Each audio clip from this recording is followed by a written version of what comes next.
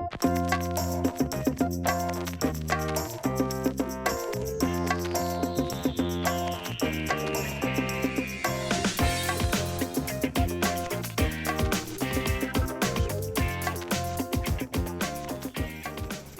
I want to welcome all of you. My name is Lori Kenshaft, and I'm the coordinator of the Mass Incarceration Working Group of the First Parish Unitarian Universalist of Arlington, which is the building you're in. And I am going to be moderating today's forum. I want to thank all of you for being here, especially our speakers, and the 30 other volunteers who are helping today to make this all happen. Thank you.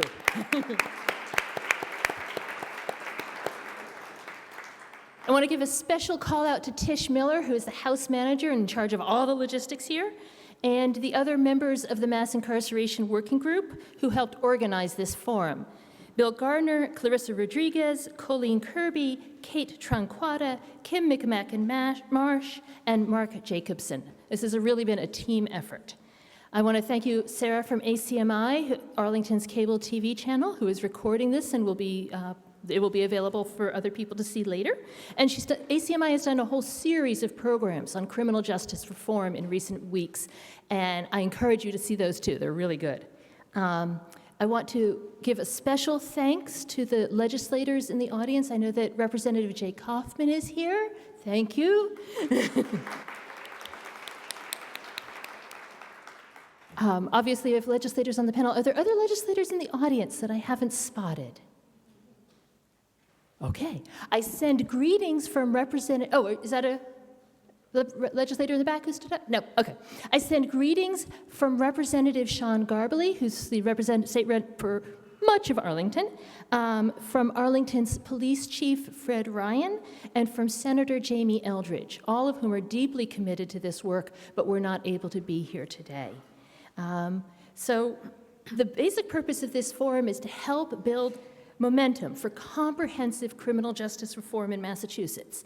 And we are going to start with words of welcome from Reverend Marta Flanagan, who is the minister of this church. Welcome to First Parish.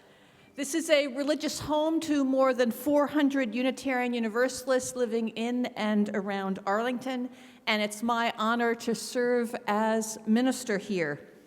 I want to begin by confessing that I have not served jail time, although there are certainly plenty good and worthy causes for me to have done so.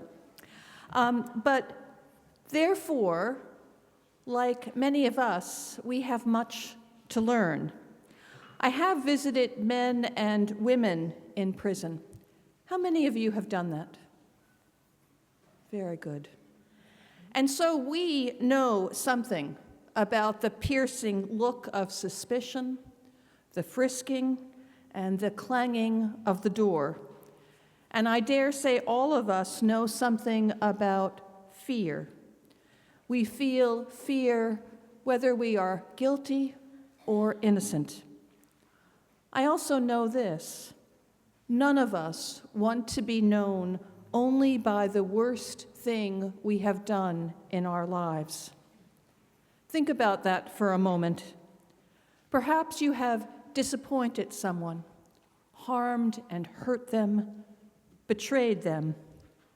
What would it be like to be known only for that, and to carry that terrible deed, that awful word, with every job you applied for?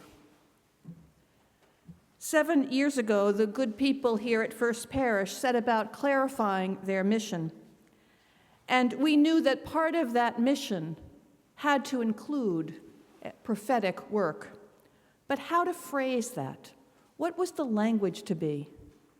And this is the phrase: that one of our goals, one of our deepest aspirations as a religious community, is to challenge the excesses and the injustices of our time.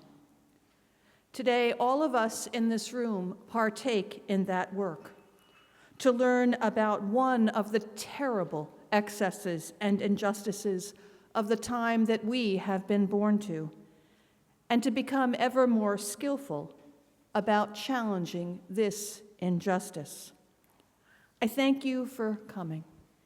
And it falls to me, it's my role to offer a blessing, to name the good and holy amidst us. And so I say, blessed is the brother, the sister in jail, and blessed is the mother and the father, the partner, the child on the outside. Blessed is the lawmaker who crafts and cajoles for better ways. Blessed is the officer who protects and defends all the people. Blessed is the citizen, the activist, who keeps at the tall order of love. And blessed are the children with choices still before them.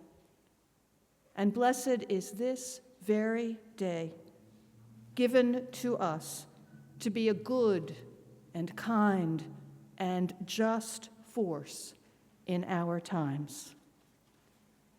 Somebody say amen. Amen. Thank you. And next, Dave Rogers, who is one of Arlington's state representatives, will also welcome us here. I guess Dave is a friend of this cause and has filed bills on pretrial and parole reform, and he's also one of the hosts here. So,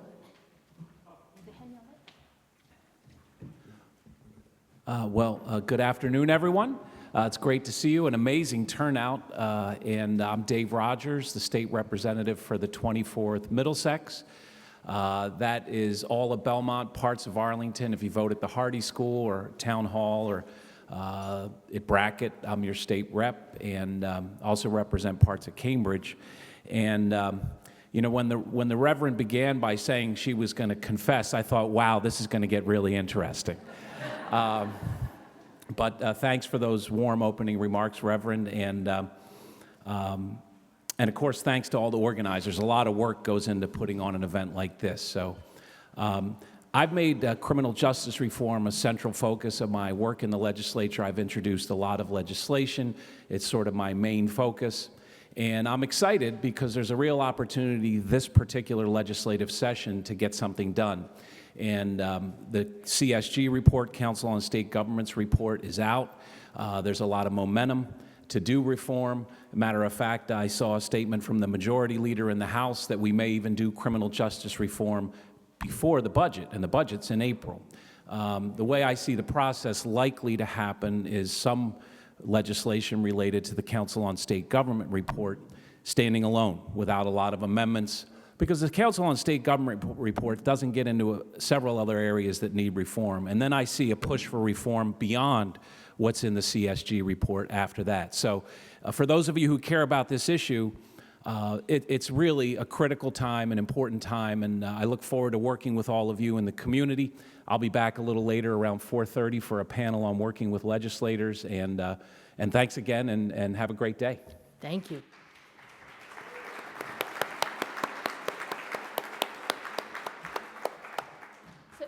Each of you should have an info packet. If you don't have one, raise your hand and an usher will bring it to you. And one of the ushers could bring me one too. So while we're getting that, I want to start by identifying 3 myths or stories that I think are getting in the way of real change. First, some people say that Massachusetts does not have a problem with mass incarceration because our incarceration rate is the lowest in the country. But if you compare us with other wealthy democracies, our incarceration rate is 2, 3, 4, 5, sometimes 6 times the rate in other countries. And I don't believe that the people in Massachusetts are inherently that much worse than the people in Canada or Germany or France. Our incarceration rate has more than tripled since 1980. So yes, this is part of mass incarceration. Second, some people think that the reason crime rates have gone down so much since the 1990s is that we've been locking people up. That sort of makes sense, except that the same kinds of decreases have been happening in all these other countries that have not been going around and locking lots of people up. So if something's happening there and it's happening here, it can't be caused just by what we're doing here. Got it? And then third, some people think that people who are calling for criminal justice reform don't care about the victims. And I actually think that, at least for me personally, is the furthest from the truth. The reality is that both sociological and scientific research and personal experience show that excessive punishment actually increases harm, increases crime. For example, spending just 2 nights in jail makes it more likely that someone will lose their job and then lose their housing and lose their kids. And losing those foundations of a stable life makes it more likely that somebody will spiral down. And we all know that people who are hurting are more likely to hurt other people. That's just true of human experience. Many people come out of jail or prison more damaged than they went in, and almost all of them come out. And even excessive supervision outside of prison can be a problem. We don't hear about this as much, and I want to say some kinds of support and structure can be extremely helpful. Housing, for example, help with housing, that somebody who doesn't know where they're going to sleep can get pretty desperate. But if you have lots and lots of mandatory appointments that you have to show up for, and you might get locked up if you miss one of them or 2 of them, and you run from one appointment to another over the course of a week or a month, that can make it really hard to get a job or to keep a job because you can't work or do other productive things while you're going from one appointment to another. So too much supervision can get in the way of having a good and productive life. The bottom line is that excessive punishment of some people does not protect other people. It actually puts other people at risk. And finally, I want to make sure that all of us know that the racial disparities in Massachusetts are actually higher than in most of the country. We have nothing to be proud of there. So pick up your info packet, if you would, and look at each page. The first page gives the plan of the day. We'll start with a panel of speakers, and we're expecting Cassandra Bensahi real soon. She is on her way. You can think of these speakers as creating a path with stepping stones. The first stepping stone is the Council of State Governments bill that Representative Rogers already mentioned. It focuses on reducing recidivism, was filed by Governor Baker, and came out of an 18-month process. Senator Will Brownsberger, co-chair of the Judiciary Committee, will talk about that bill. A second stepping stone, foundational stone, is restorative justice, which focuses on meeting victims' needs and creating true accountability from people who have done harm. Middlesex County District Attorney Marian Ryan will speak about how her office uses restorative justice and the restorative justice bill. A third stepping stone is making it more possible for people who did something harmful when they were adolescents to not be labeled and burdened and pushed down by that as they become adults and try to have an adult life. Idris Abdullah of Teens Leading the Way will talk about a bill to allow expungement of juvenile records. Cindy Friedman, Chief of Staff to Senator Ken Donnelly, will talk about 2 stepping stones, establishing a center of excellence in community policing and behavioral health, and pretrial reforms that would mean people are not held in jail unnecessarily before trial. Cassandra Bensahi of Epica will talk about several stepping stones that are part of the Justice Reinvestment Act.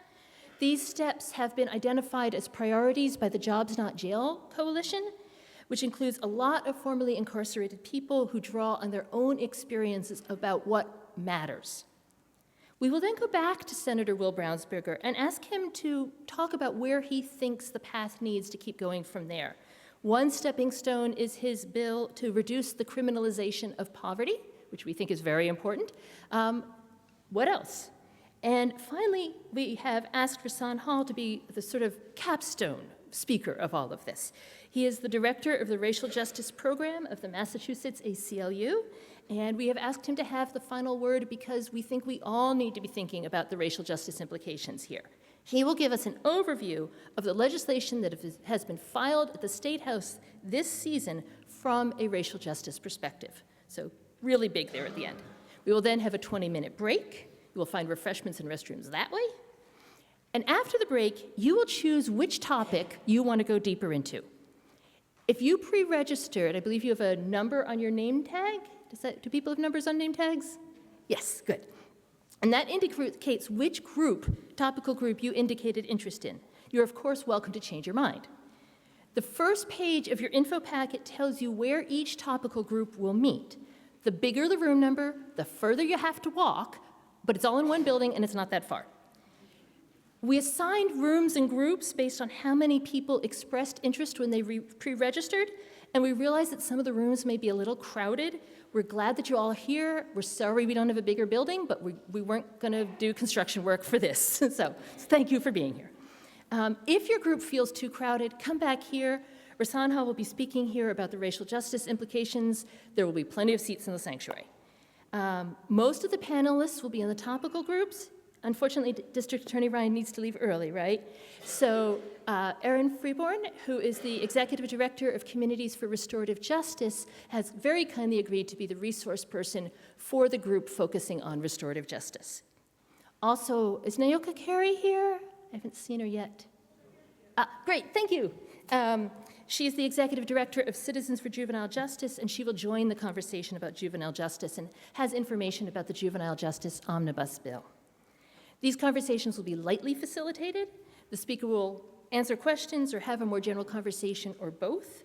And there are lots of people here with experience and expertise, so we encourage you to take this conversation where it needs to go about how to make progress around the issue you care about. And then finally, there will be time for networking and an optional workshop on interacting effectively with legislators, which some of you might find helpful, and others of you have done lots of this. We know that. On page 2, you'll find biographies of all the speakers. On page 3, you'll find information about the bills we're focusing on today. And on page 4, you'll find information about the other important bills that we're lifting up. I want to note, bills often change during the legislative process, and sometimes they should change. So it's not that we're necessarily endorsing these bills exactly as they are written right now, but all of these issues should be on the agenda. The rest of the packet is tools for action.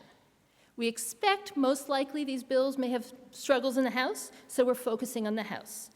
On pages 5 and 6, you'll find a list of which bills, which state rep sponsored or co-sponsored, and we tried to include the state reps of everybody who registered by Monday. We hope we succeeded. Page 7 gives you some suggestions for how you can help build momentum by talking with your state rep, talking with your friends, and getting connected. Page 8 lists key members of the House. If you live in their districts or you know somebody who lives in their districts, you are extra special important. Page 9 talks about the financial picture, which is really big. We can't really give time to it today, but budget decisions will be made in April and May, so we hope you'll read that and take action soon if you want to take action on budget issues, which we would really appreciate. Page 10 has some general information about how to be advocates for change. Again, some of you might find that helpful. Some, you've been doing this for years. If you find that page helpful, please remember about that workshop after the topical groups. Page 11 lists the co-sponsors of this forum that are focused on criminal justice reform. These are all important organizations, and please to look them over. And if there's ones that you want to connect with, do. Go to their website and sign up. Page 12 lists the other co-sponsors of this forum and our own contact information. And we know this is a lot of information to take in, but that's why it's in writing. Before we start down this path of legislation and details, we want to reflect just a little bit on why we are here today. And Susan Turdella has agreed to speak a little bit about her own personal story and personal motivations for doing this work. She is a founder and driving energy behind EMIT, the End Mass Incarceration Together, which is a working group of the UU Mass Action, the statewide UU Unitarian Universalist Action Network. And she will speak for 3 minutes about why she does this, really.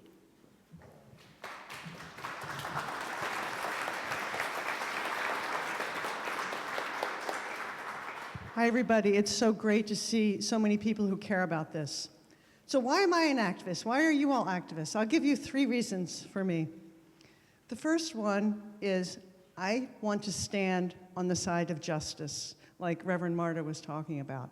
And not just justice for people like us in this room, but people who maybe have low income or darker skin or mental illness or substance abuse disorder. I met a guy when I volunteer in prison, I'll call him Jose, and he was not dealt a very good hand in life. He said, I'm working on forgiving my father. He gave me heroin when I was 5. So I think most of us here were dealt a pretty good hand in life. I know I had a full house. I had the 5 brothers and 3 sisters. It was a very full house. And a lot of advantages and opportunities I just took for granted. Education, economics, race, a lot of open doors. And so I want to stand on the side of justice for people who weren't dealt such a good hand. Number 2, I want to make a difference. You must feel the same thing, to come here on a Saturday afternoon. I want my life to count for something, to at least throw a ripple in the tide, the moving tide, like Laurie has said and Rep. Rogers has said, that is happening where we are making a progress. We are making a difference. And we are all part of that difference. I want to make a difference. So, and maybe we'll get some good karma out of this, who knows? And we are together, collectively, making a difference in this struggle. Frederick Douglass said, no one ever gives up power without a struggle. Never has, never will. So number 3, I'm here because of you. It was a surprise gift to find out when I became an activist and started going to the State House, meeting dedicated legislators like this and other activists, paid and volunteer, that you're like me. You want to make a difference. You care about justice. You want to be here on a Saturday. And I like you. You're interesting. And we have to do this together because one person can't do it. And I know that tomorrow at coffee hour, you're going to be sharing what you learned here today. On Monday, you're going to be sending emails, you're going to be writing posters, you're going to be planning an event like they've done an awesome job planning an event today. You're going to be contacting your legislators, meeting with them, you're going to be organizing people. And that really inspires me.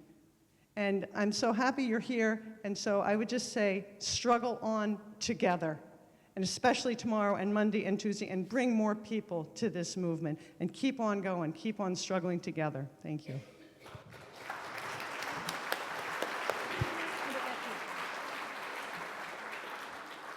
Is Cassandra here? Cassandra Ben-Sahi? I think she's still trying to get here and park. So I want to acknowledge that there are people in this room who have been incarcerated. Some for a little bit of time, some for a long time, some who are currently under supervision of the system. Obviously, there's nobody behind bars who's actually here today, but there are people who've had very, very personal experience of this. And I know who some of those people are, and I don't know who all of those people are. Cassandra is the executive director of EPICA, which stands for Ex-Prisoners and Prisoners Organizing for Community Advancement, and is based in Worcester and part of the Jobs Not Jails Coalition. And she was going to share some of her story, but I think she's still struggling with the traffic. So I cannot speak for people who've been incarcerated. I have not been incarcerated. I'm not going to call on somebody on the spur of the moment to speak about that. But I will say that I have had a number of friends who have been entangled in this system. I haven't had any friends who've been incarcerated for more than 3 months, like friends. I've not met people, but I haven't had any friends who've been incarcerated for more than 3 months. But I have had friends who have been locked up. And they have been people who I thought well of. They have been people that my friends who have been locked up have been people with white skin and professional backgrounds and college degrees and a lot of the privilege that comes with that, and still have been hurt by this. And I have watched their experiences and how they respond, and I feel like this should not happen unfairly to anybody. I mean, I'm not saying there's never any place for protecting the community by locking somebody up. I do understand that. But I know by watching people I'm close to that this hurts people, damages people. And I can only begin to imagine how much more damage it does if you're young, if you're a person of color, if you don't have money, if you don't have a supportive family and friends. And so I just want to acknowledge the pain of the experiences we're talking about here. There's no way to really do that justice, but I just want to acknowledge the pain that comes from incarceration.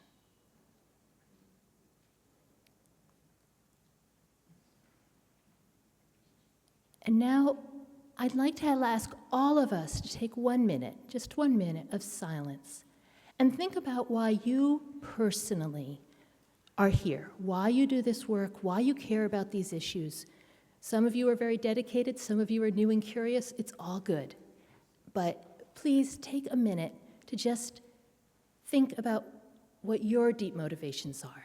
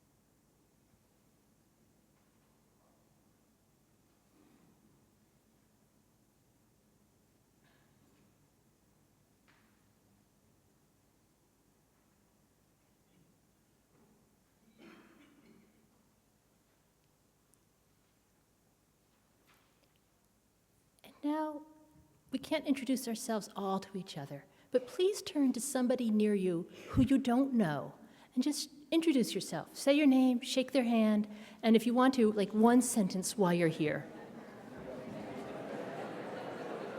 I want to thank you again for being here and introduce briefly our first speaker, who is Senator Will Brownsberger.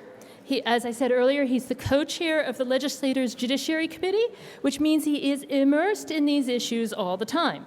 And we thank you for being here today. You'll be speaking from that podium, if that's okay. And we have asked Senator Brownsberger to speak about 3 questions. This is focusing on the Council of State Governments bill. And some people here today know a lot about the Council of State Governments process and the bill that came out of it. And some people are going, what's that? Yeah, what are we talking about? So what is this CSG bill trying to accomplish, and what are its key features? Many advocates are disappointed that the CSG bill is focused just on reducing recidivism rather than a more comprehensive approach to criminal justice reform. Is this bill a step in a good direction?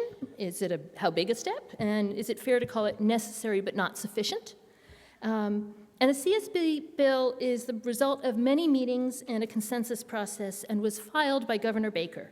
Does this mean that criminal justice advocates who like this bill can consider it a done deal? As we heard earlier, it might even be coming up to vote in the next month or so, and we don't have to worry about it? Or do you expect that this bill will need active support from the public to succeed? So we have 10 minutes, and we would love to hear about the CSG bill from you. Thank you so much, Lori, and thank you for putting together this awesome program. I mean, it's so well organized, and I think you've really managed to touch on a lot of the key issues, and it's just a real honor for me to be part of it with so many of my friends who've been part of these efforts through the years. You asked me to speak in this first chapter about the CSG bill, which I think is just one part of the larger criminal justice reform agenda. Let me give you a little bit of history on that process. First of all, the CSG stands for Council on State Governments, and Council on State Governments is one of these national legislative collaborative organizations that provides resources basically to legislators and you create sharing conversations and they have experts on this and that, a variety of different subjects. And they have a CSG Justice Center, which is a collection of experts on various issues in the criminal justice area. many of which we are not touching on in this in the CSG process we did in Massachusetts. But they have this justice reinvestment program, which is a justice reinvestment is the idea of, well, let's spend less money locking people up and more money lifting people up.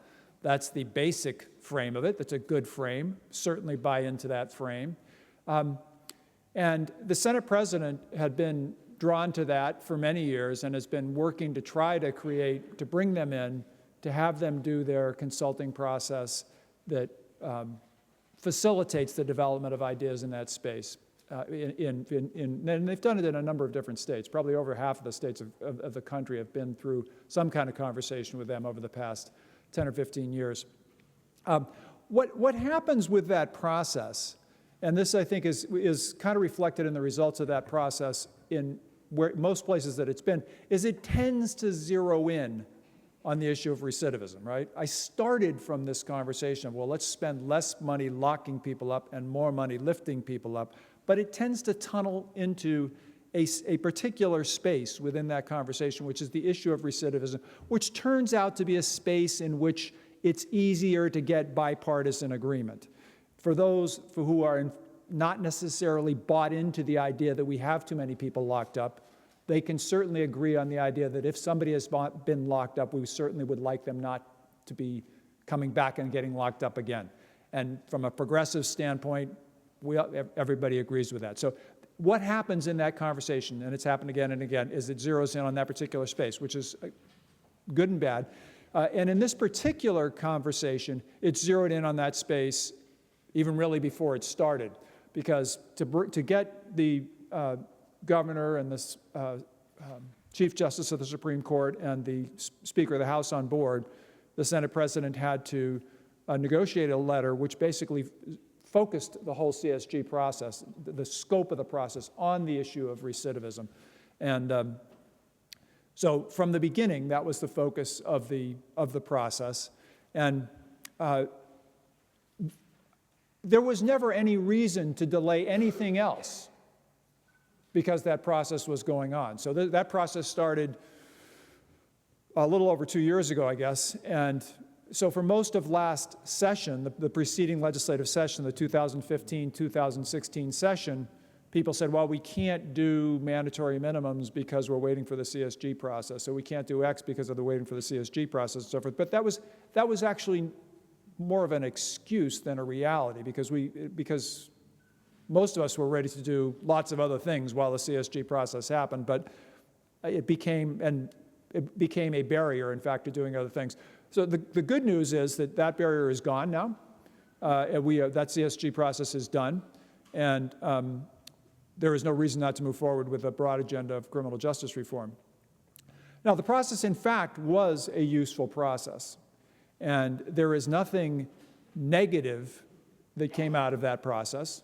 I and others at the table were very committed to assuring that process did not result in any recommendations that expanded the footprint of the criminal justice system in people's lives. Because there are people who would have taken in that direction, who would have said, well, we think that in order to prevent recidivism, we need to give people more supervision. And I was absolutely committed to the idea that if we're going to get people more supervision, we're going to do that by giving them less incarceration, not by adding more supervision into their lives. Thank you. That's an absolutely critical part of what happened in the negotiations. And the outcome of the process is, at a legislative level, a step in a good direction. The main things that are in the CSG legislation are increases in the rate at which people can earn good time. So when you're serving a sentence, for every month you don't get in trouble or you earn good time. Actually, I just misstated that. The way it's now structured is for every month in which you participate in programs, you have to do more than not get in trouble. For every month in which you participate in programs or do prison work, you can get time off your sentence. Under current law, that's 10 days. We've raised that by 50% to 15 days. That has an impact. That will get people out earlier. It will have its biggest impact on people who are serving longer sentences. People who are serving a 1 or 2 year sentence, often they do a lot of that sentence before their trial, and a waiting trial during which time they're not earning good time, so by the time they get up and they're doing their sentence, the good time doesn't help much. But people who are doing 3, 5, 10 years, 15 years are going to see material reductions in sentences. And I think the overall impact of that bill is as significant, in terms of reducing the number of people locked up in state prison, it's focused on the state prison level, is as big as anything else we're talking about, is as big as, say, mandatory minimums or anything else. The real number of man-years reduced is substantial. The exact number depends a lot on how the DOC manages it, and there's a lot of discretionary decisions that will get made there. But it has the potential to be a significant impact. Now, I mentioned the good time part of it. The other part of that significant impact is the concept of completion credits.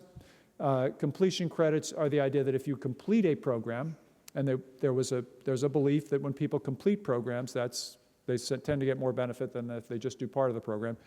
I don't think there's anything magic there, but I think it's a good sign if somebody's completed programming, and it's a way to give them a reward. And so up to 90 days for completion of a program, and there is no particular limit on the length of the program that you have to complete. We actually removed they used to say you could only get completion credits. Under existing law, you could get completion credits after 6 months, a program lasting at least 6 months, and you can only get 10 days for it. Now there's it could only be a 90-day program, and you could get 90 days of credit for it. So again, there's a lot of discretion necessarily left in the hands of the Department of Corrections, but if they choose to implement it in a strong way, together those things could have a substantial impact. And the way we've structured it is to get it across the finish line was that impact is up to 35% off the sentence. That's a significant number. If you took 35% off all the sentences in the state, which is not going to happen, but that's a very significant reduction in incarceration. And even if you get a third of that, which I think is the more likely change, I think the likely change in sentence length on average might be somewhere between 5 and 12%. That's a significant thing. So it's a good thing. And there are parallel reductions on the sentences that people are serving on parole and probation. Not as big of an impact, but significant. And that's the legislative heart of the CSG bill. It's worth emphasizing that the set of CSG recommendations goes well beyond the legislation. Much of what the CSG process was about was what we are actually doing with people during the time that we have them under supervision. Are we providing them with valuable programs? What is the quality of those programs? Are those evidence-based programs that are actually going to help them live better lives? And that's in prison, on parole, on probation.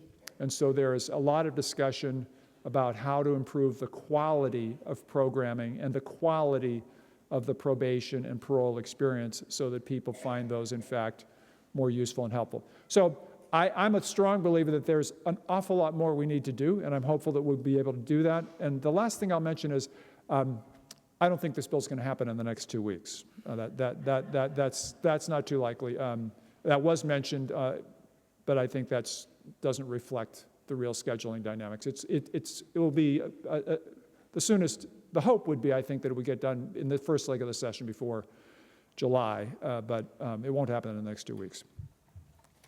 Thank you. Thank you. Look forward to talking more about other things.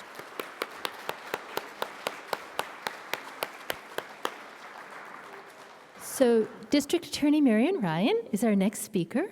Thank you very much for joining us today and for all you're doing, particularly in the realm of restorative justice. And we have 3 basic questions for you, as you know, I hope. How does your office use restorative justice, and why do you find it valuable? And then turning to the restorative justice bill, what would this bill do? You and others are obviously doing restorative justice already without this bill. So how would the bill support a broader, better, or more consistent use of restorative justice? And then going a little broader than that, what do you think are some of the factors that most discourage prosecutors or police departments from using restorative justice more extensively? And how would this bill address those factors, or are there other things that would address those factors and promote the use of restorative justice? Thank And you have 10 minutes for all of that. I can do all that. Thank you. And thanks so much for having me this afternoon. I'm happy to be here to talk about restorative justice because it's something I believe very deeply in. Our office has been using restorative justice for a long time in a variety of different settings, and we've worked very hard, both with Senator Eldridge and with Representative Garbely, on this bill, which I'm hoping is going to make it down the field to the end during this legislative session. And you know, a piece of it is Senator Brownsberger, and of course, as Senator Brownsberger mentioned, we are so fortunate in this county to have such good partners. So many of the legislators who are here today partner with us on the work that we are doing. We're fortunate to have so many people who care about the process, who ask us good questions, introduce us to good programs. And that is certainly true of restorative justice, because just as the Reverend began with a confession, I will begin with a confession. I've been a prosecutor my entire adult life. Aside from raising our 2 children, it has been my life's work. And you can't do that work and not come to a progressive view, because I've had the misfortune of prosecuting generations of families, of seeing generations of families who are victimized, and you cannot do either piece of that and not be thinking about how can we do this better. But I have to confess, when I first heard about restorative justice, I thought, I don't know what we're going to do with this, and I don't know how this would ever work or why I would ever want to be involved in all of this. And I went to some trainings, and I learned about what it was. I learned about where it came from. And it's very fitting that we're here in the sanctuary of a church, because much of restorative justice harkens back to that whole tribal church concept of the town elders helping us to get to a different place when something has happened. And I have become a big supporter, and I've also become a big supporter because what I think is critical about this, and I'll talk a little bit about what I think the various goals are, but the most important piece in real criminal justice reform, and you can change up a lot of things, but what I talk all the time in my office about is we don't just want to kick the can down the road. We want to actually make a difference. Restorative justice actually makes a difference. It's not just counting off time. It's not weighing a lot of things that in the end don't matter. It reaches into people's souls, and it makes a difference. And I'll give you an example that I was sold after I saw this. So if you can envision what restorative justice is like, the goals are to really address the harm that someone has suffered, to think about the harm that has happened to the community.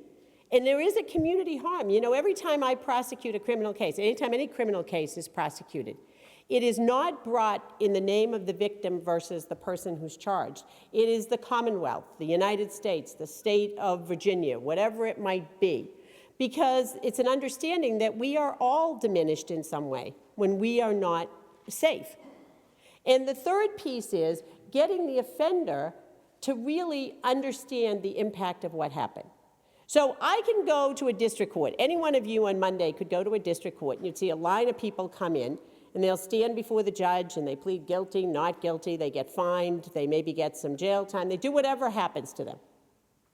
And aside from saying yes sir, no sir, yes ma'am, no ma'am, guilty or not guilty, maybe answering some questions, they don't really talk. And they certainly don't hear very much, unless it's a serious crime and there happens to be an impact statement that the victim's allowed to give, they don't really hear a whole lot about what happened. And it's just human nature. If any one of you think about any interaction you've had in the past week that was unpleasant with somebody in your house, somebody at work, somebody outside, whatever it is, we all tend, by the time you leave that and you're talking about it later, you were forced into whatever happened.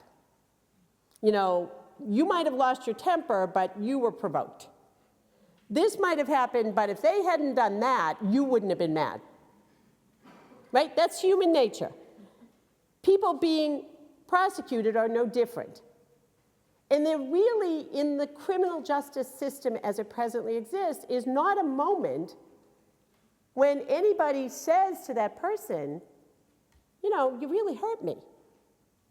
This is what it meant. And the first time I saw a circle, which is made up of volunteers and people from the community, in addition to the people who've been harmed by the crime usually, is a situation where a police officer had responded to a call that kids were up on a bridge over a highway, and they were throwing chunks of ice off the bridge, right? Dangerous, random. So the police somebody went by, something came down, they called the police went out. And when they got up on the bridge, there were a group of kids. And not surprisingly, as the police pulled up, the kids scattered. So the police were chasing the kids. And this particular officer, probably late 20s, maybe early 30s, was chasing after one kid. And they had run into an area that was pretty deserted, very dark. The terrain was very uneven. And the officer said in the circle he had seen the boy that he was chasing up close as they started out. So he knew the kid was young, knew the kid wasn't much difference in age than his own child. So he's yelling at the kid to stop. The kid won't stop. He's chasing the kid, and they're stumbling and slipping, and it's winter, so it's slippery out, and they're stumbling and slipping through the woods. And at some point, he realizes that the kid has something shiny in his hand, and he's turned around and starting to turn around to face him. And he's yelling at the kid to put it down, throw it down, stop, just stop. And the kid keeps running. And as the kid whirls around one more time with the thing in his hand, fortunately, some other officers come through the woods, they stop the kid. And not surprisingly, because of where the story ends up, in his hand is a metallic phone, a silver glistening phone. And we've all had an opportunity to see in places across the country, fortunately not here, but how things go wrong. So in this circle, the officer told his story. And he talked about what was going through his head. He knew this kid was young. He's got a wife and a couple of kids at home. He's by himself in the woods.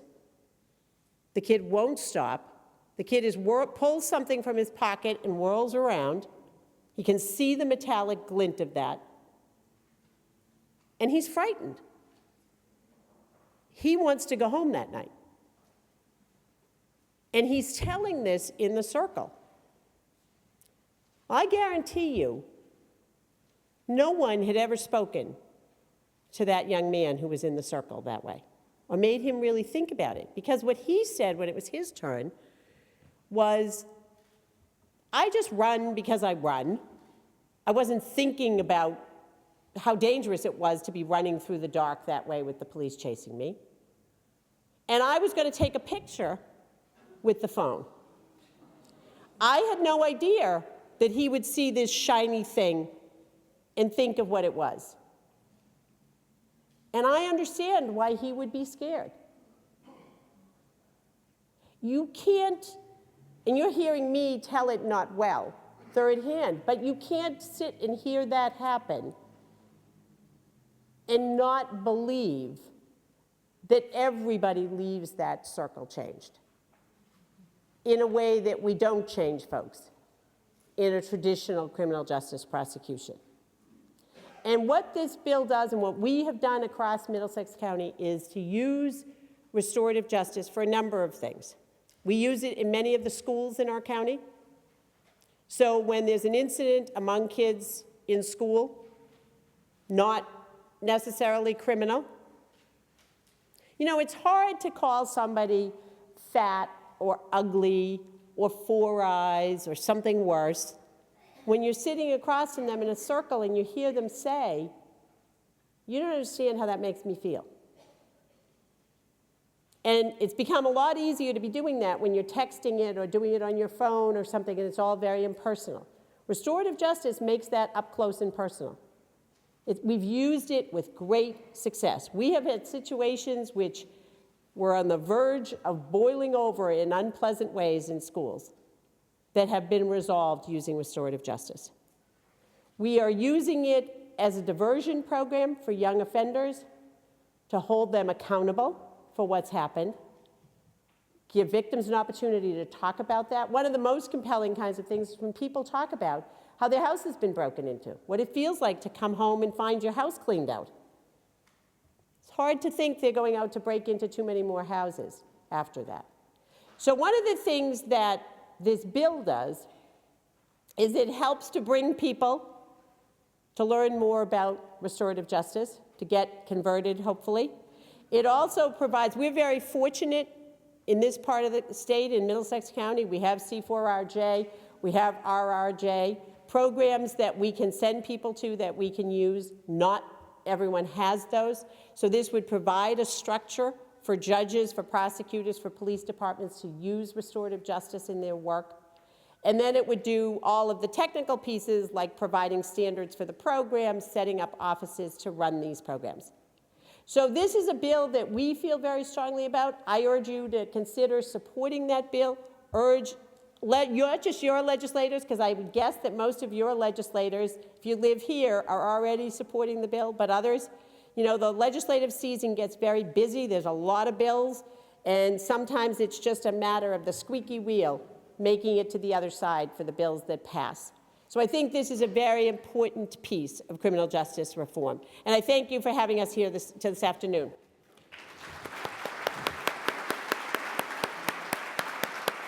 Thank you very much. Idris Abdullah is our next speaker. He is a sophomore at UMass Boston and a member of Teens Leading the Way, which empowers young people to create change through policy making. Thank you so much for being here. Thank you for having me. And we want to ask how you got involved in Teens Leading the Way. Teens Leading the Way has a priority of making it possible to expunge juvenile records. Why has it chosen that as its priority? And one of the arguments is that expungement reduces recidivism. How does that work? And then are there other changes related to juvenile justice that you would like these folks to be thinking about? So 10 minutes. All right, thank you. So, hello everybody, my name is Idris Abdullah. And to answer the first question, I got involved with Teens Leading the Way partially through my job with the Young People's Project, which is just a nonprofit that aims to empower mainly inner city youth through mathematics as we go into a more technology-based economy. We all need to know how to do math so we can use computers properly and pretty much everything else that might entail.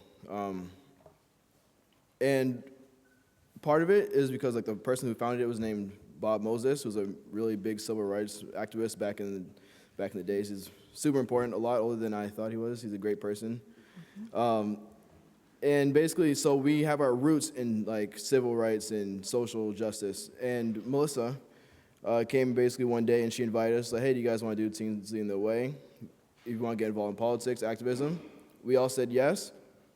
And I've kind of been there ever since. It's been about a year now. I've been to pretty much all the meetings, and I stay because I work with kids through the YMCA now. And every time we talk about expungement and talk about youth, I can't help but think about the little faces who don't listen to me. But I enjoy them all the same, you know? And so as to the question why like we prioritize expungement, it's because growing up, we all make mistakes. I have one story about a time where I got in trouble with my mom. I had one of those Jamaican beef patties that you can put in the microwave. I put it in the microwave for far too long. And I got in trouble for it. It makes sense, you know? I could have started a fire. I did start a fire. It was small though, so it's okay. And that was like, and I was like 7 years old. I would be very upset if I am now 20 and my mom's still mad at me about it, right? It doesn't really add up at all because, of course, when you're 7, you're going to make mistakes. When you're 13, 14, 15, you're going to make mistakes because, one, you're not fully adult yet. You don't know what's going on in the world. And 2, you need to kind of take risks. That's part of being alive. Like, you can't learn anything unless you take risks. Granted, I did get in trouble. And that's also important. You also need to be punished, but within reason. You can't drag the punishment on for the rest of somebody's life because that becomes unfair. I'm sorry. And another bill I think is really important is pretty much anything that involves restorative justice and also, I I'm sorry, the name is missing me, but it's basically to raise the age from 18 to 21 for like how you get treated in juvenile court versus like adult court. I think that's important because to this day I still have those beef patty moments where I make a mistake and I learn from it, but I learned that it was a bad idea. And I also recognize that through the work that I do with kids, another story, because I like telling stories. This young man in my after-school program, I tell everyone to line up so we can go outside and have fun. He loves playing football. He enjoys having fun outside. He doesn't like being inside that much. He starts throwing the ball up and down. I tell him to stop. He doesn't want to stop. So I wait. Everyone else tells him to stop. His brother, his friends, everyone's saying stop. He's not doing it. Why? Because he's a kid. He's like 8 years old, you know? Of course, he's not really going to want to follow directions. He's not going to understand what happens. And one thing leads to another, and he has to sit inside while everyone else is outside. Of course, he's upset about it. The next day, he doesn't do it again. I don't bring it up. He just kind of gets it together. He realizes this is what the stakes are. This is what's at risk if I don't follow the directions. It's not as severe as getting arrested and going to jail, but it follows the same principle. So it's important to know what you're getting yourself into before you have to pay for it for the rest of your life. I wish I had more to say, but I think I do my best kind of trying to make it as succinct as possible. Basically, I believe that kids need to learn, kids need to make mistakes. If we keep on pressuring kids to be perfect all the time, that's how we end up with stressed out kids, because no one's perfect all the time, not even the adults in this room. So it's important that we respect them as people and as individuals and understand that nobody is ever going to be right all the time. Thank you.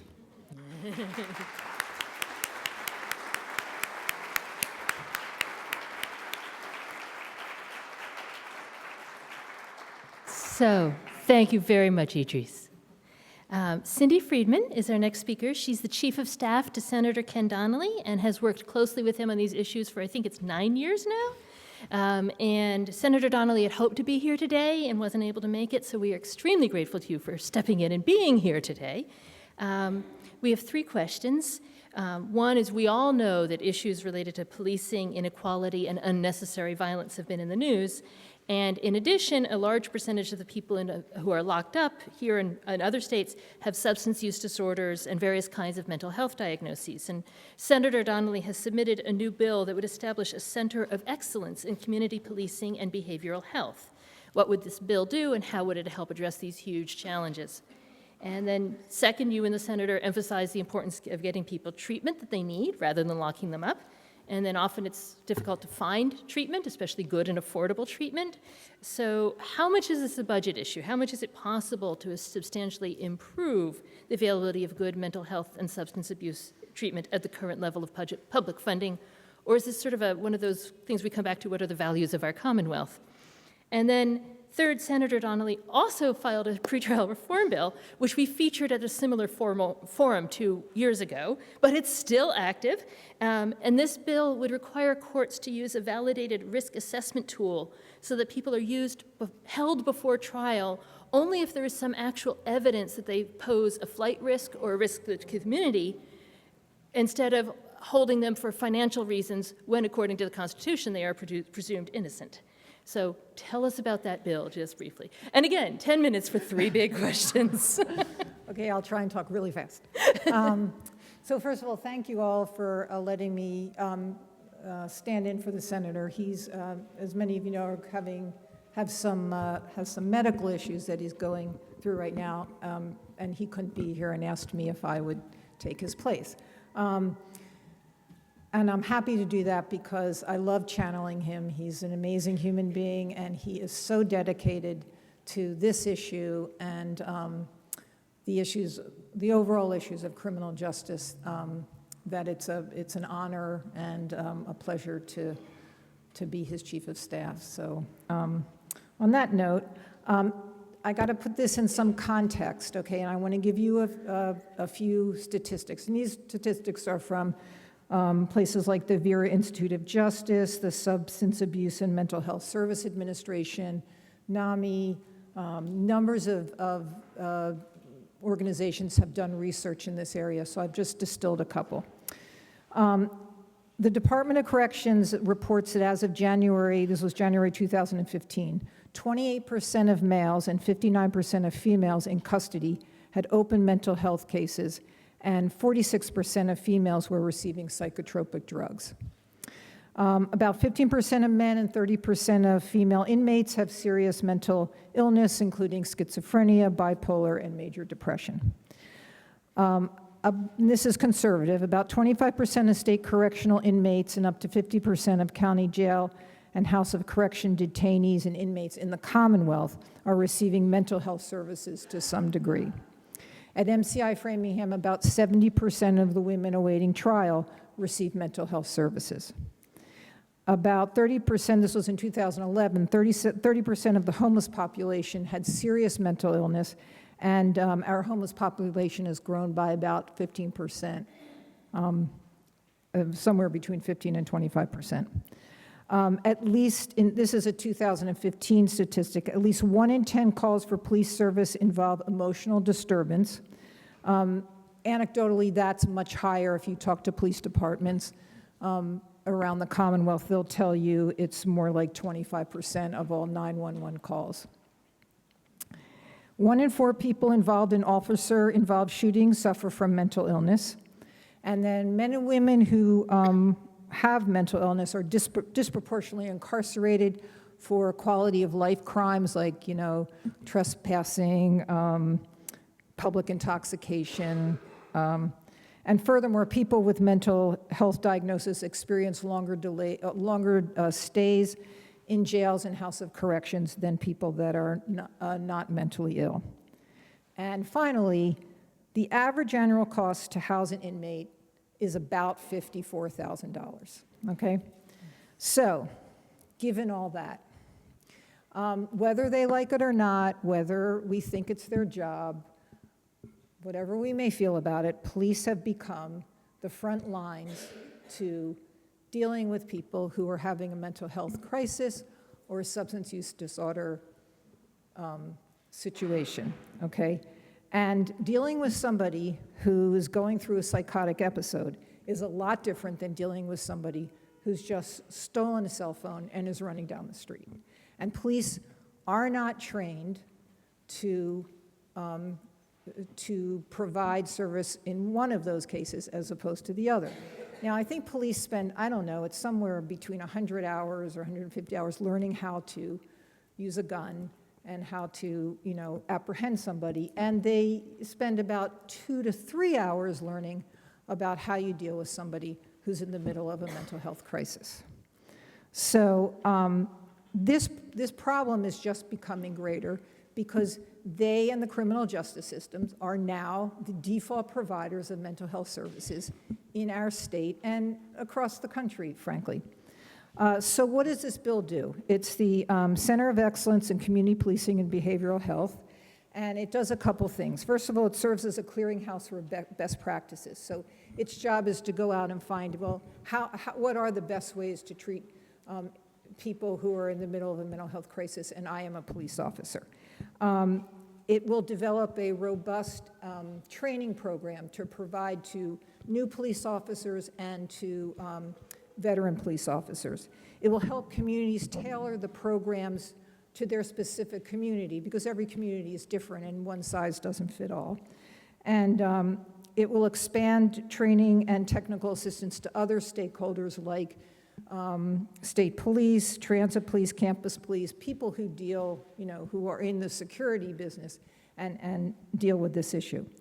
The 2 other things it does, which are equally important, is it provides a reimbursement for the trainers so we can ensure that the trainers who are doing this are the best in the business, and it helps municipalities pay for their police officers to go to these trainings. There are a lot of police departments across the country, across the state, who really want to do this, but they can't afford it. They have to take a person off of the street. They have to find someone to take their place. There's less people doing community policing. And So it is a financial burden. So that is basically what the bill does. We are incredibly lucky in Arlington and a number of the senators' districts because we have a phenomenal police department whose captain and chief and people who work for him are so dedicated to figuring out how to take care of the people that they interact with. And they actually have a program where they have a social worker that goes out, which is a wonderful model.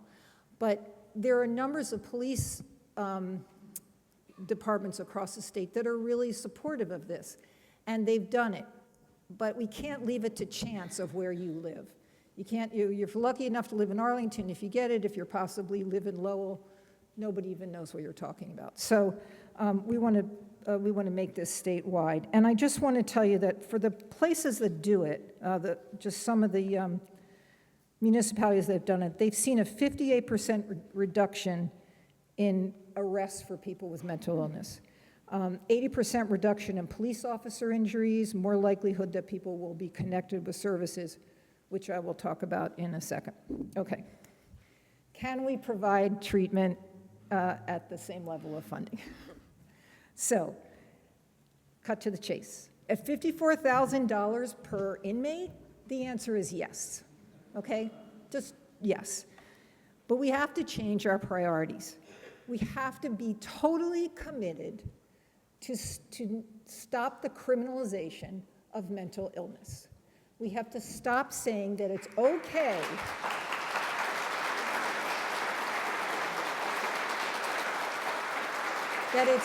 that it's okay for our jails and our police departments and our courts to handle the problem and not for our government, our state, and our communities, okay? You do a lot better. And I will just tell you, one of the things that the senator did was he funded a assisted outpatient treatment program pilot in the budget for the last 3 years. And it basically said, go out, find people who are truly ill, bipolar, schizophrenic, anxiety disorder, people who do not get services, and people who are heavy users of emergency rooms and interaction with police. Find those people and see if you can come up with a model of care that will get them into treatment. And forget this insurance-centered, model where the insurance company gets to decide what kind of treatment you get and who gets to give it to you, and make it patient-centered. And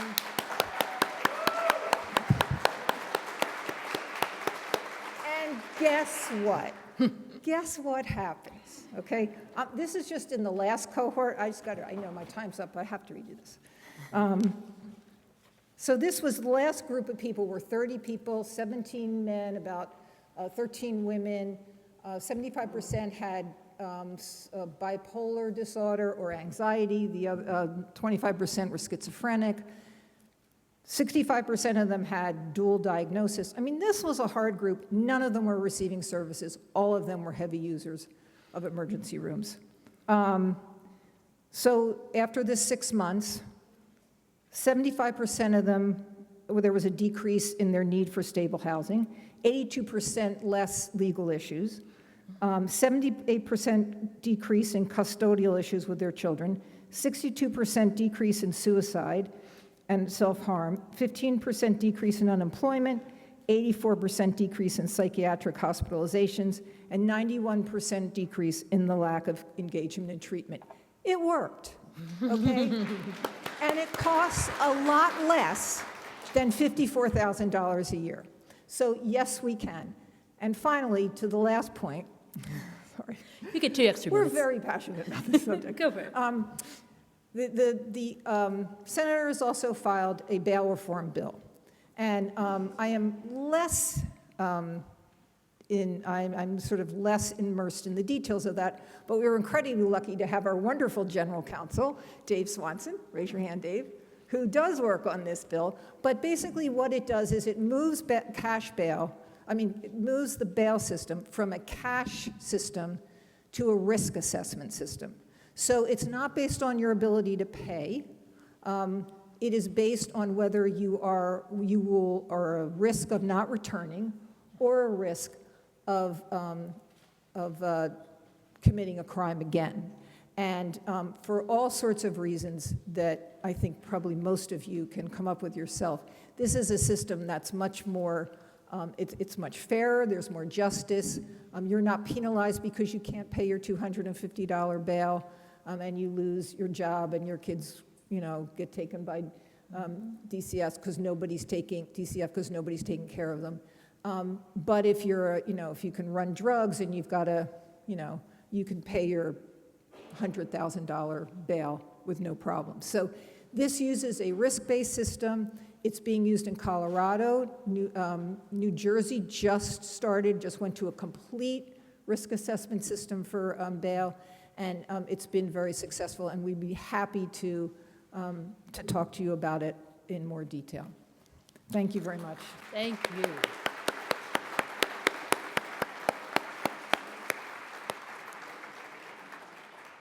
So Cassandra's our next speaker, and Cassandra Ben-Sahi is from Epica and from Jobs Not Jails. I got to know Cassandra a little bit when Epica had its 10th anniversary celebration here in this room, and that is a very warm memory for me. So thank you very much for being back here today. And feel free to share some of your personal story if you would like to at the beginning. And then the two sort of practical questions we have for you are, could you educate us about the components of the Justice Reinvestment Act and why they're important? And then drawing on all the stories you've heard, other people's experiences and your experiences, what do you think would be most likely to decrease the likelihood of someone ever going to jail or prison? And what do you think most decreases recidivism? So those are, again, big questions. 10 minutes, maybe 12, but we'd love to hear from you and about this particular act. Thank you, Lori. Thank you for having me. So I've heard some good stuff here.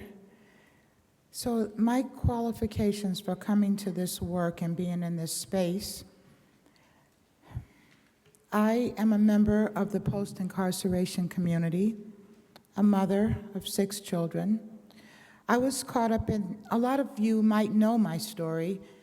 It always changes a little bit. But the bottom line is I was caught up in the grips of substance abuse for quite some years due to abuse, places that I've come from. Our socioeconomic status and our life and the places we come from can sometimes mold the way that we grow up, the way that we end up, and the way that we choose to self-medicate or to get help with that, because we can't change things if we don't have any information. We just can't take actions if we don't know what to do about it.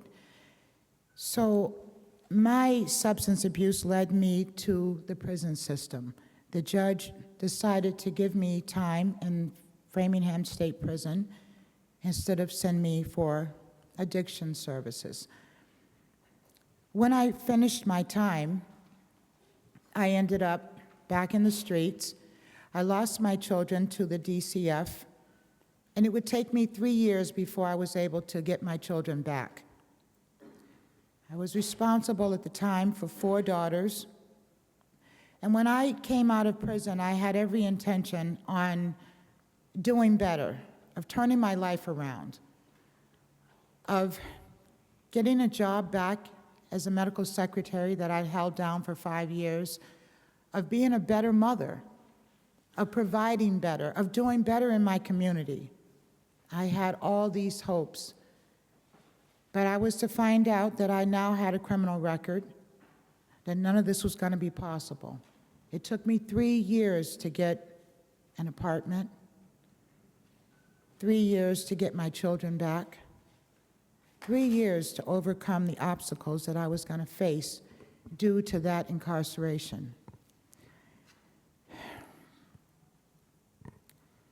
It was only because I found a recovery house, only because I found the organization Epica, and they gave me an opportunity to become active in my community, to become a community leader. They taught me that I could stand up and I could tell my story and I could change the way people looked at people with a past like mine. I started doing this work, and at the core of our program was the ideology that we could change some things. We could change some laws together. We could make people see that people do change. I came to believe that after being a part of changing some laws with some other organizations throughout the state. I built some relationships. We came to organizing with fresh eyes because we knew that if we used our voices, things were going to happen. But we had to have hope that this was possible. So as the laws started changing, and we started with the Corey law, and we saw that this was possible, so we kept moving forward. I myself believe in the theory of embodiment, meaning that taking new actions, even under pressure, we can make things happen. Because I did get my children back, and I did turn my life around, and I did accomplish all the things that I have in my life today. That was 9 years ago. Today, I'm the executive director of the organization known as Ex-Prisoners and Prisoners Organizing for Community Advancement. And my life is second to none. My children are proud of where I've come from, and we work on these bills together with other people that believe that change is possible.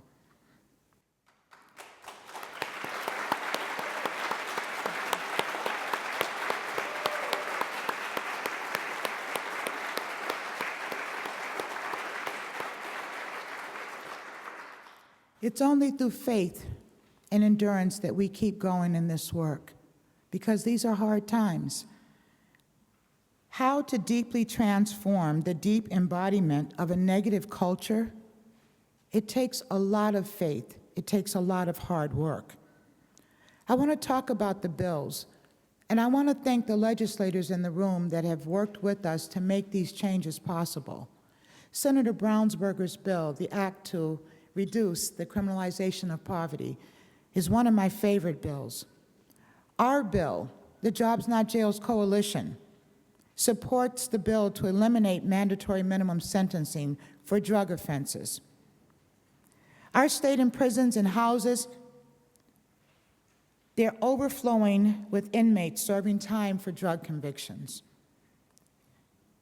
These prisons, it's expensive. They're not equipped to, it's no setting for drug convictions. It's no setting for drug treatment. Persons with addiction problems can best be helped in a setting that addresses those problems. If these people are not a threat to public safety, we feel they should receive that treatment.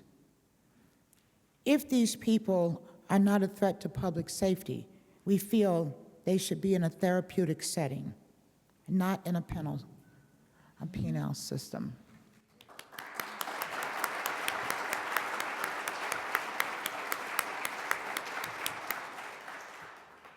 When we talk about ending the failed programs that are in place right now, we talk about the probation and parole fees for indigent people.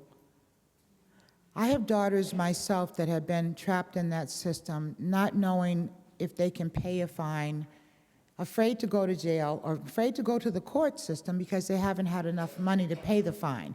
And once they did go to court, addressing the judge without the money to pay the fine, they've been hit with other fines.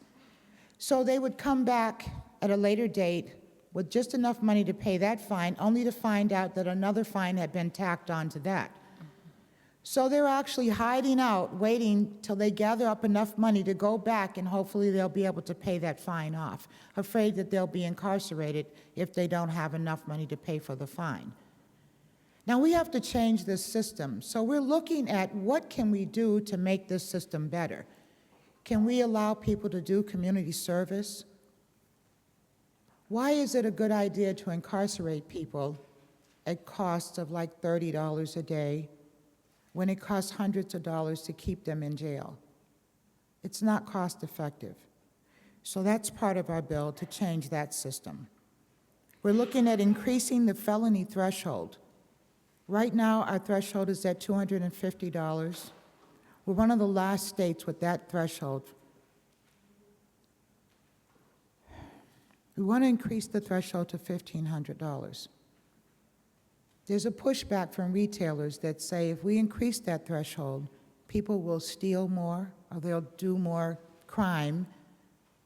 But I guarantee you, from being on the other end of that, when I was caught up in that grip of addiction, people don't run in stores with calculators calculating how much they're going to steal, you know? I'm only going to steal this much because, you know, I don't want to get in that, I don't want to get 250 or I don't want to fall under that threshold. People are sick. And they wish they hadn't stole that much when they're caught because they just don't know. So we have to think about what we're doing when we're locking people into that trap that traps you once you're caught. If some of these felonies could be reduced to misdemeanors, people can move forward with their lives a lot sooner than when they're trapped into a felony that hits their CORI record and charges them with 10 years, forcing them into maybe going on welfare or looking to our system to support them for the next 10 years because they can't get a job because they have this felony conviction. Let's stop locking people into felony convictions when we can help them to move forward and support themselves. A lot of people don't want to be locked into that system. I know I didn't, and I'm so glad that I got out of it. You want to be able to provide for yourself. We don't want our system to support people. We want people to be independent.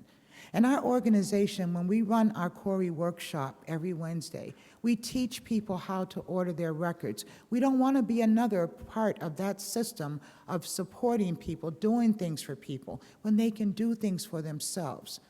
This is another way we can be better.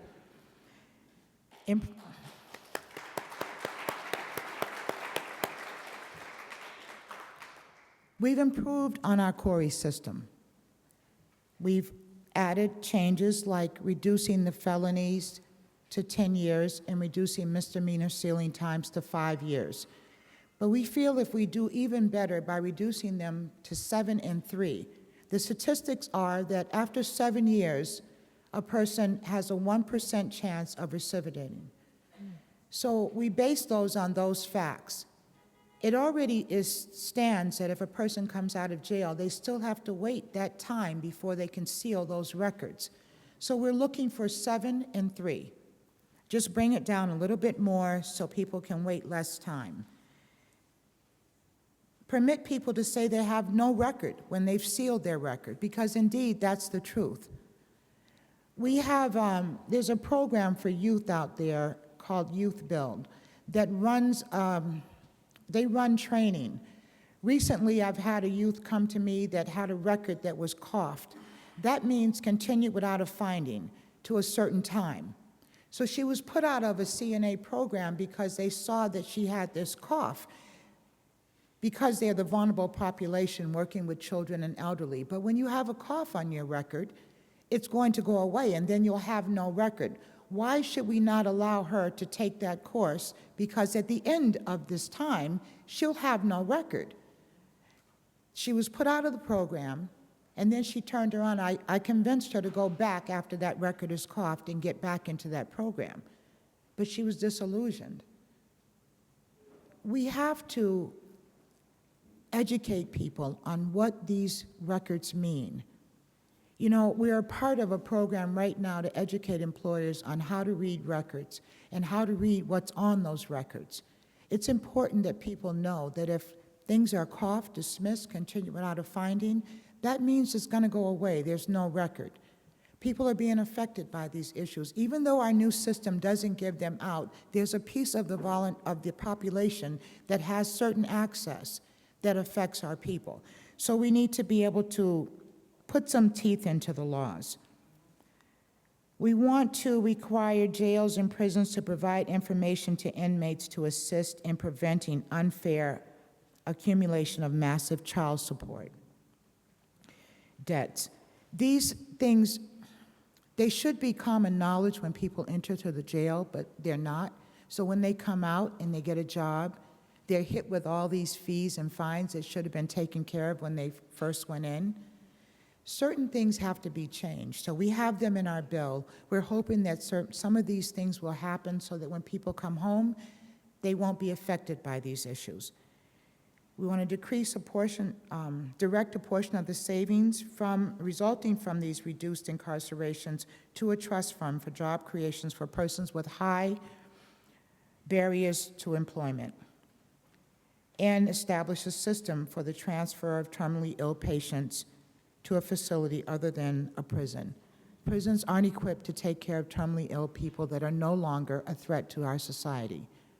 They actually can die in prison. I've heard some horrible stories about that. We have to start looking at how we can be more cost-effective. These ideas are smart on crime, not soft. We've said this for so long. We are happy that people are looking at these criminal justice reforms and that so many things are moving through our State House. Now that we are educated on those and we are talking about them, we have to take some action. We have to be proactive to make our state better so that we can say that we are really, really concerned about the state of our people, the safety of our communities, and that we're really, really doing something, okay, to make it happen. Thank you for listening.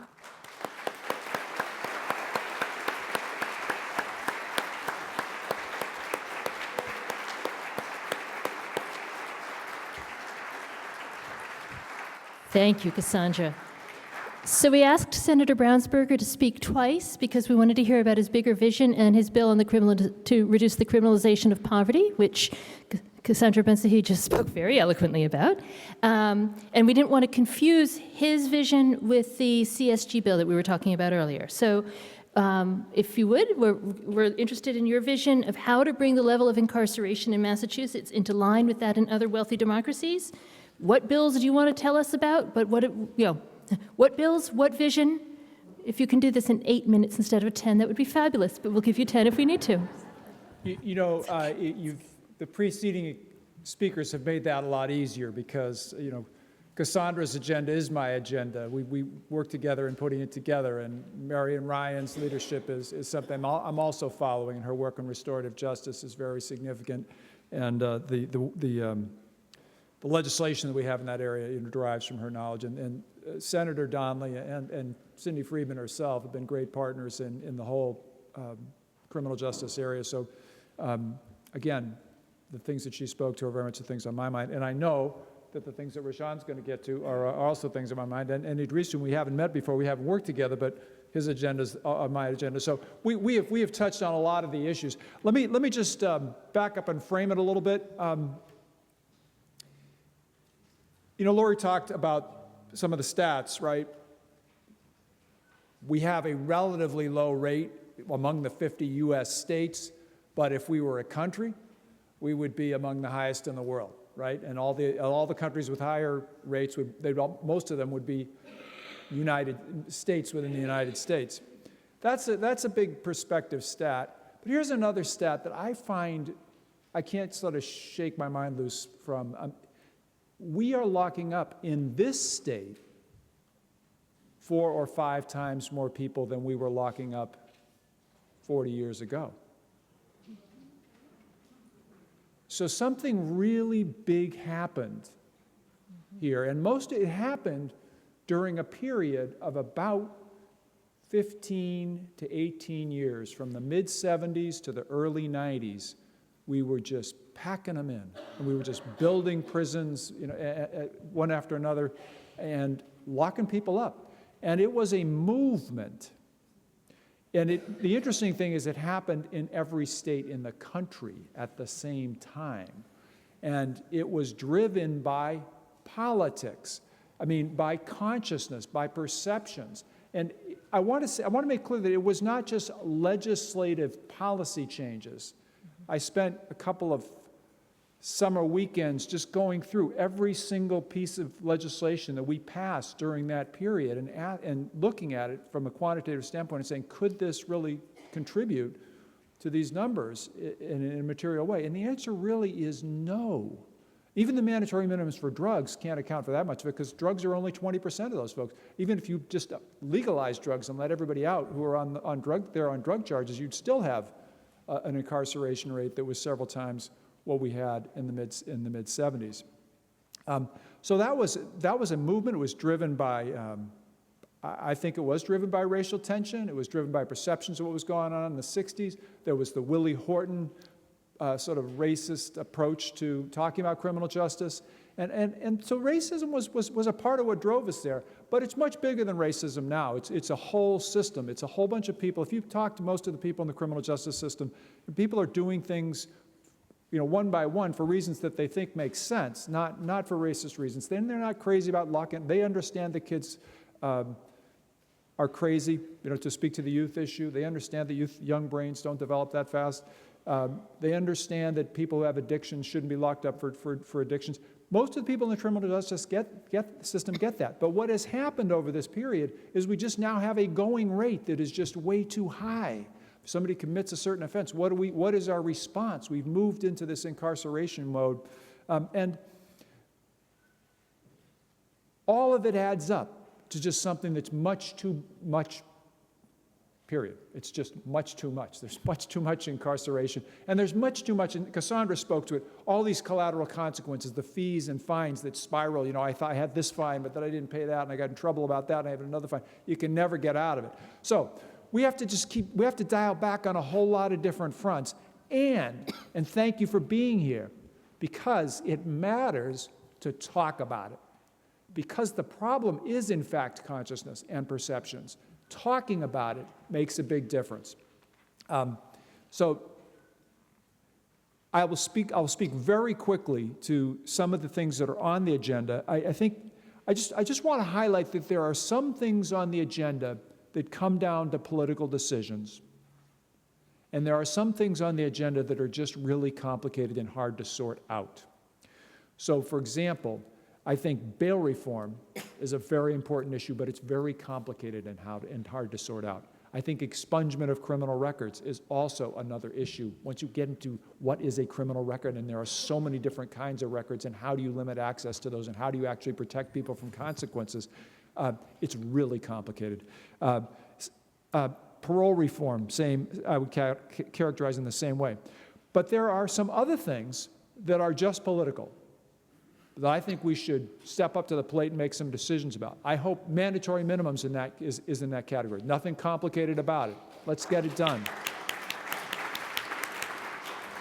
Supporting everything that Marion's doing in the diversion category and trying to expand that out to more people. Again, that's something that we can really support. We can get that done. Mm-hmm. Medical release, compassionate release. We have lots of guys that are in their 60s, 70s, 80s, doing life for something they did 50 years ago, and they're not healthy. And getting some of those guys out is just a really, really high priority in my mind, and something that is not complicated, but again is politically difficult, because every single one of those guys is there for a murder that they did commit. But we should be able to allow them some redemption, or at least recognize that they are no longer a threat to anybody as a result of their infirmity. I think I want to highlight what Idris said earlier about raising the age. This is a very, very significant idea, right? The juvenile justice system is much more about rehabilitation than is the adult justice system. And the consequences that people experience from a juvenile encounter with the criminal justice system are much more moderate than those that happen from an adult encounter. So, and most of the people, the group of people who get in trouble the most are those kids in the range 18 to 24. So if we take the juvenile age from 18 to 21, we are moving half of the most troubled kids into the juvenile system. And the juvenile system today has capacity.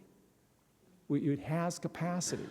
It's we've lowered commitments. So there is a real opportunity there, I think, to have a huge impact on the issue of incarceration. And it's not conceptually complicated. It is feasible. So I'm hitting on the things that I think, those are the things I'd like to see us move early in this session. The other things that I mentioned as conceptually complicated, I'm hoping we're going to really shine a light on and make some meaningful progress, but it may take more of the 2 years we have in this session. Thank you.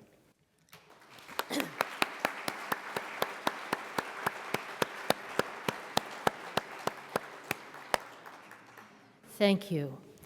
And we are extremely grateful that Rashawn Hall agreed to be our capstone speaker. He is the director of the Racial Justice Program of the Massachusetts ACLU.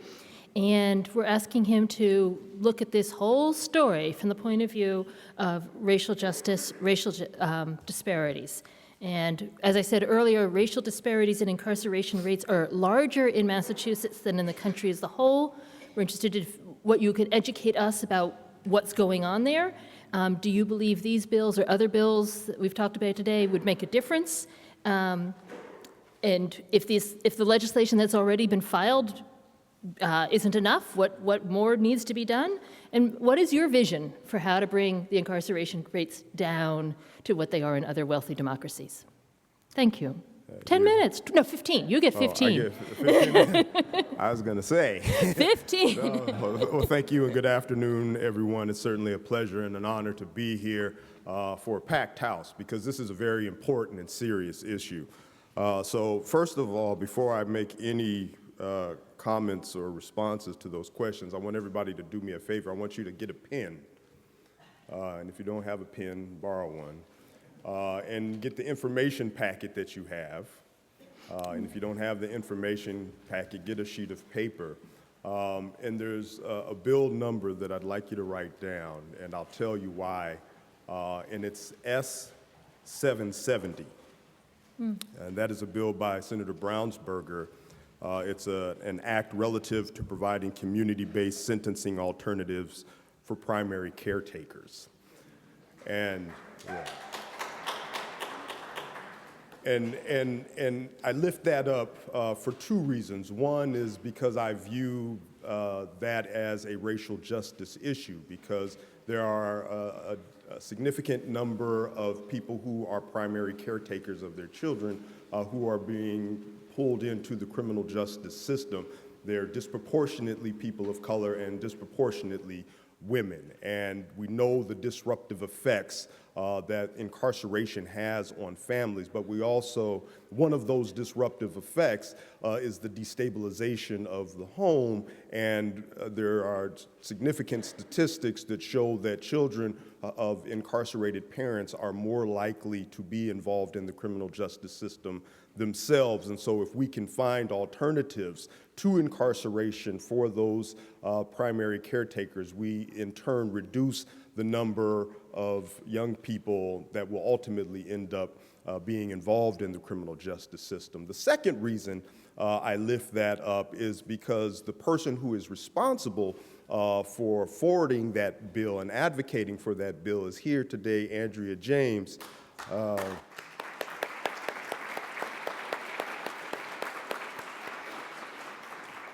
Who is a tireless and zealous advocate for these issues. And part of the reason that I do the work that I do is because of her, because we were law school classmates. And in our first year of law school, we were in the Black Law Student Association meeting, and we're sitting around talking about, well, who's going to hold what office and what type of programs are we going to try to do, and, you know, and how are we going to make it through our classes? And Andrea's like, are y'all kidding me? We're sitting in here with the privilege of being in law school, and there are kids out in the street dying. And what are we doing about it?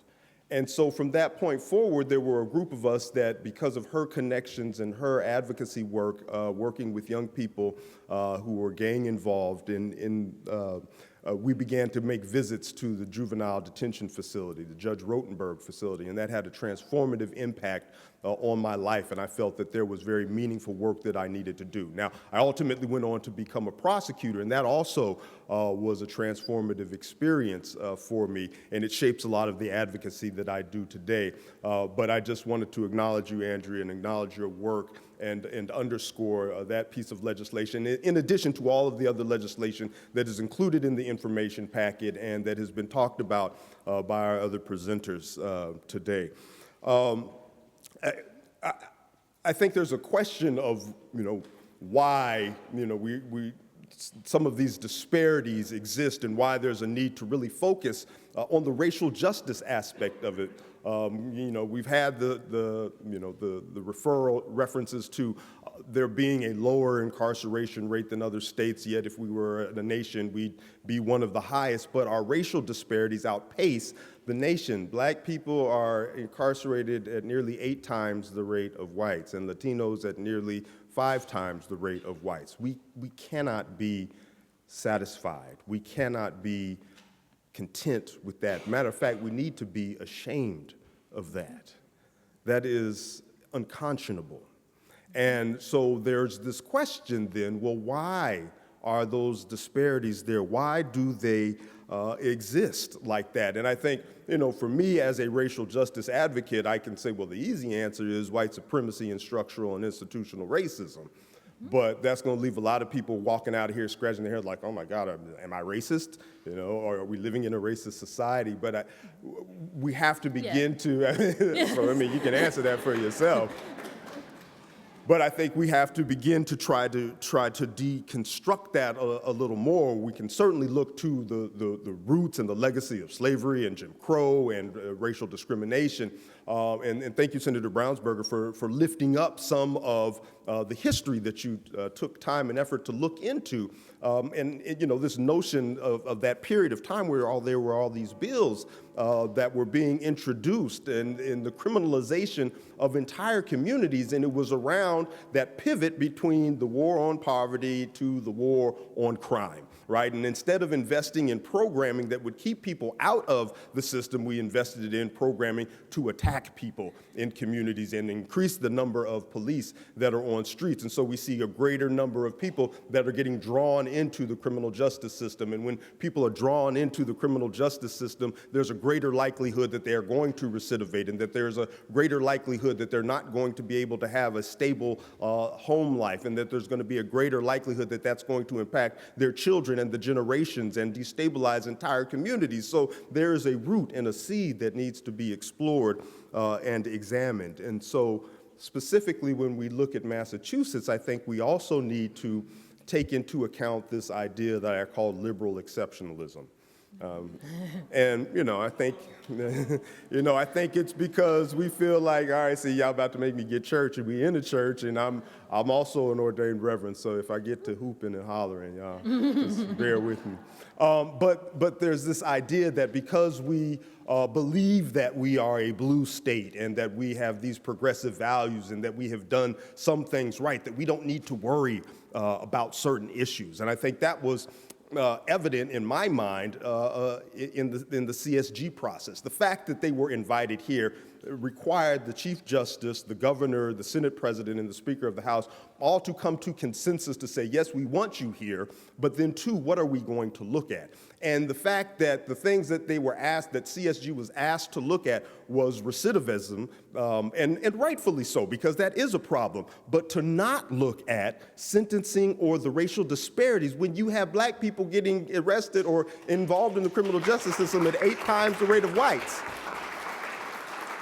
That's liberal exceptionalism. We don't need to look at that because we need to focus on recidivism, and we don't need to raise the issue to even begin to investigate that because it might cast a shadow on our progressive values or our progressive image. And so it's unfortunate now that was not intentionally included in what was asked of the CSG, but I think because of the advocacy of groups like the ACLU and the Jobs Not Jails Coalition. Lou Finfer, I saw you in here, and Citizens for Juvenile Justice, and so many others who sought out the CSG group and said, no, you need to deal with this. You need to talk about race. You need to explore this stuff. They did begin to examine it, but unfortunately they weren't able to make any policy recommendations, and that's in part because there was just insufficient data.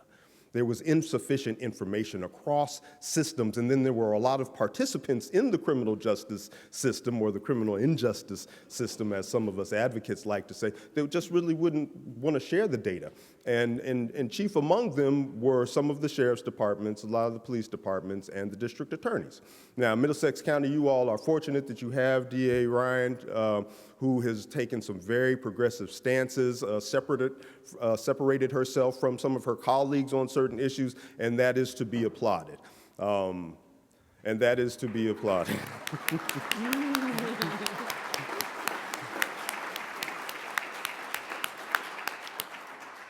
But the problem is with the system in its entirety, and so what's driving these disparities? I mean, we look at mandatory minimum sentences. Blacks and Latinos make up roughly 22% of the Commonwealth's population, roughly 57% of the people who are incarcerated, but 75% of the people who are serving mandatory minimum sentences for drug offenses.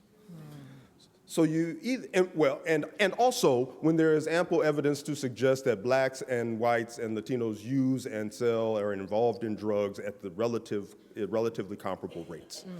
So you either have to believe in the inherent criminality of black and Latino people, or you have to understand that there is something fundamentally wrong with the system. Right? And the fact that CSG was not asked to look at that and investigate that and explore that says something about where we are. And there's this very unique moment, and I think we can get some things done, but it's going to take everyone in this room and everyone beyond this room, all your friends, your neighbors, your coworkers, to really lay in on this and put pressure on this to move us forward, to move us to a place where it's going to be unacceptable to continue to have these racialized disparities that exist in the criminal justice system.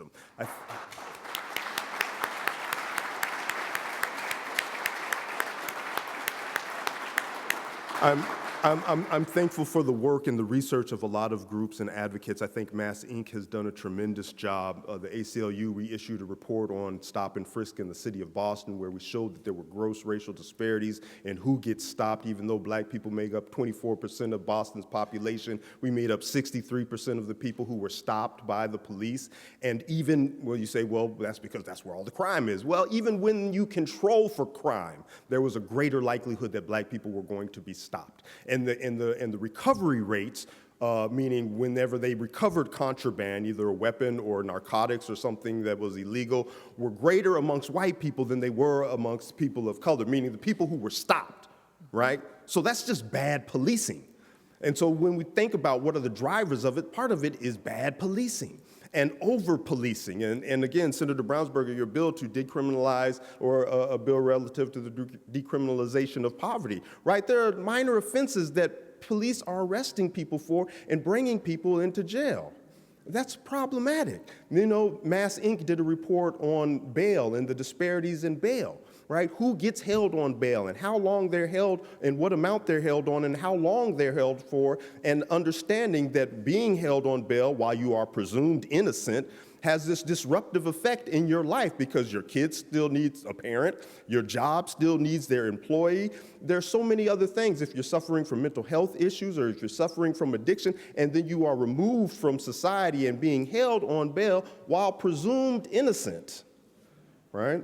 And then you layer on top of that the racial disparities, and there's no analysis because police departments, to a large extent, and district attorneys almost exclusively do not collect race data. So I can make allegations and say they're all racist because of how they execute their practices and just look at the numbers. Who's to say I'm wrong? Because they're not going to show any data that says, well, actually, we've been tracking race data, and it shows that actually people who are in similarly situated positions are actually being given the same bail recommendations and held on the same amounts, and we have the same charging decisions and the same sentencing decisions. So my challenge is to prove me that I'm wrong. And that was one of the things that the CSG report said, was that there was no consistent data across the system on race. That is something that needs to happen. Three of the bills that the ACLU has sponsored, and Senator Brownsberger is the lead sponsor on two of them, is the collection of racial profiling data.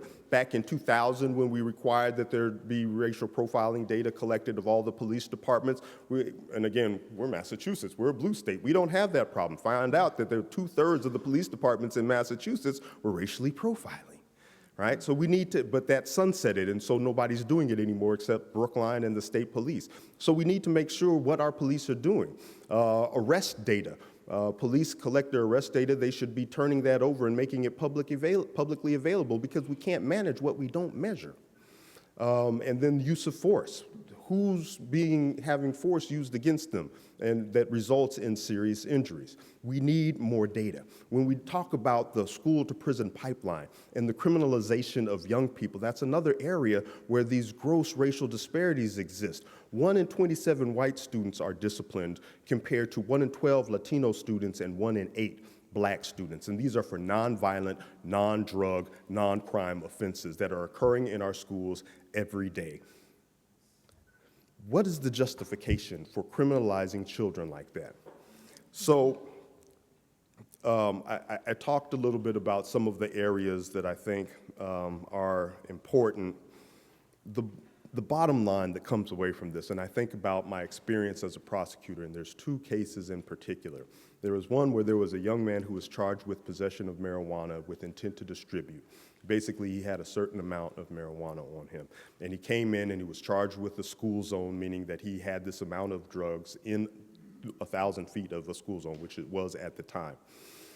He was there with his mother, 18-year-old, no record. And because of the instructions that I had as a new prosecutor, I offered that young man a 2-year sentence.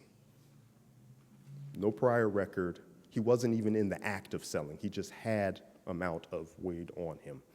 I offered him a 2-year sentence, suspended for 2 years, meaning you'll be on probation for 2 years.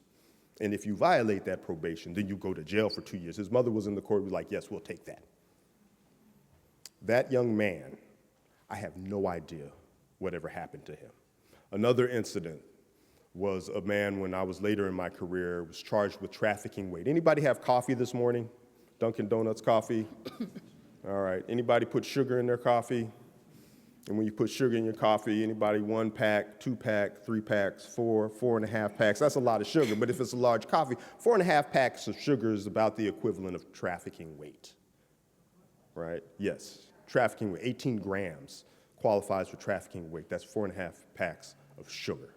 So when they talk about, well, the real bad drug traffickers are the ones, there's people who are carrying around the equivalent of 4.5 packs of sugar. Now, certainly there are those bad people who are carrying massive weights of cocaine or heroin, but that's not all of the people. And mandatory minimums are used to leverage guilty pleas. So when I was a prosecutor, this individual was about 70 years old, and he was charged with trafficking weight. Not that he was in the process of distributing, but they executed a search warrant in his home, recovered these drugs. It carried a 15-year mandatory minimum sentence. The judge said, this guy is 70 years old. He's not out here slinging in the streets. He has drugs in his house. Break it down. I couldn't. I had instructions from my superior. You can give him, instead of 15 years, give him 10. Oh, gee, you're so generous and so kind. So when we talk about why I do this work, I talked a bit about Andrea and that inspiration, but I also think about that young man and that older man who took the plea that I, as a prosecutor, said you have to take unless you want to go to trial and face the full sentence. When we think about these racialized disparities and the way that race influences every aspect of our life and every aspect of the criminal justice system, repealing mandatory minimums for drug sentences has to be where we start. And then we need to collect all race data. Thank you.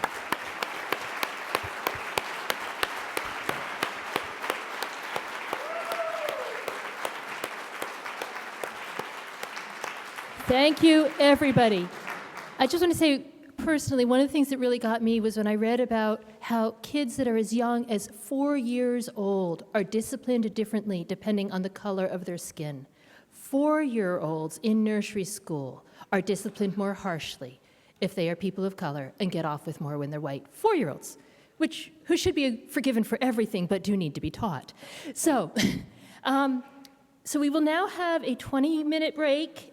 We will join in the topical groups just a little after 3:30. They'll end by 4:30. Remember, the first page of your info packet says where the different groups are. There's lots of questions. We can't do everything, so pick a group, go have refreshments, use the restrooms, come back for whichever group you are most interested in. Thank you. And thank you most of all for being part of making real change.